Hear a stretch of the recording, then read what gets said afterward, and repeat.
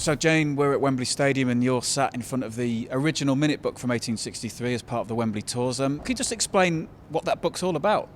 Basically, in 1863, between the 26th of October and the 8th of December, there were 6 meetings held by members or representatives of some of the London clubs. And this minute book records the details of the meetings. So it records who was in attendance, what they discussed, what they argued about.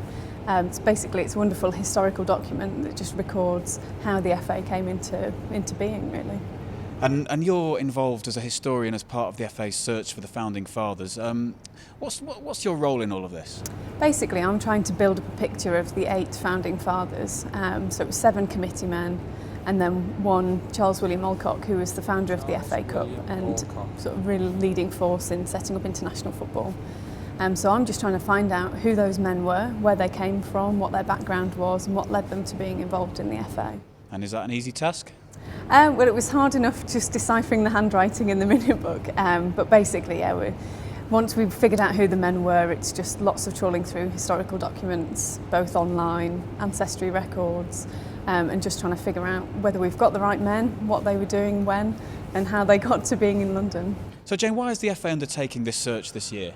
Well, basically 2013 marks the 150th anniversary of the FA, and it's a really landmark occasion to consider the last 150 years, what's made the FA the way it is today, and to look forward to the next 150 years. And in terms of these 8 founding fathers of football, how important are they nowadays, I guess? They're absolutely crucial. It's a really important occasion that saw all of the different types of football that was being played across the country unified into a single set of rules.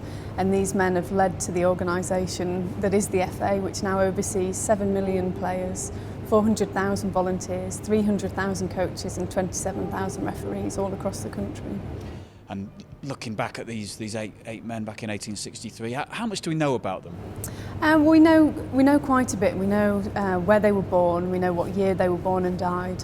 We know their movements approximately according to census data. So we know if they moved to London at a particular time. Some of the men were born in the northeast, but a lot of them were based around the London area. How hard has it been for you to find out about them, apart from being unable to read their handwriting? Well, you start with very simple sort of Google searches, and a couple of the men are quite well known. So Charles William Alcock, a lot's been written about him, and then Arthur Pember, who was the first president of the FA, he was a journalist working for the New York Times. So there are records of some of them. For the ones who are slightly less well known and just fairly ordinary men who played football in their spare time, it has been quite difficult to locate information on them.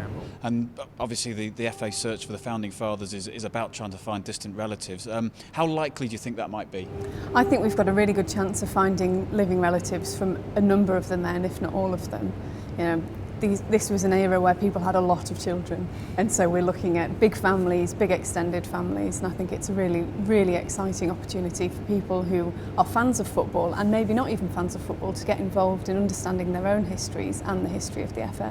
Do you think it's likely that people who we might find or who might come forward, they might have no idea about their kind of great-great-great-grandfather as it was? Absolutely. I think it's a really popular thing to try and find out about your own family history at the minute. So now's a really good time to capitalise on all that research done by individuals.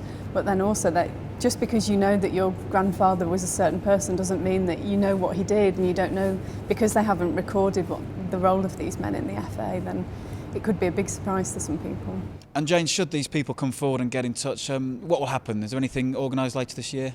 Yeah, we're hoping to unveil some stones that commemorate the Founding Fathers. They'll be placed at Wembley, and we'd love to have some living relatives of the Founding Fathers here to witness the unveiling. We would love to hear from anybody who thinks they might be related to the Founding Fathers. There is more information available on the FA's website, so they can go to thefa.com/foundingfathers, or they can email us at foundingfathers@thefa.com.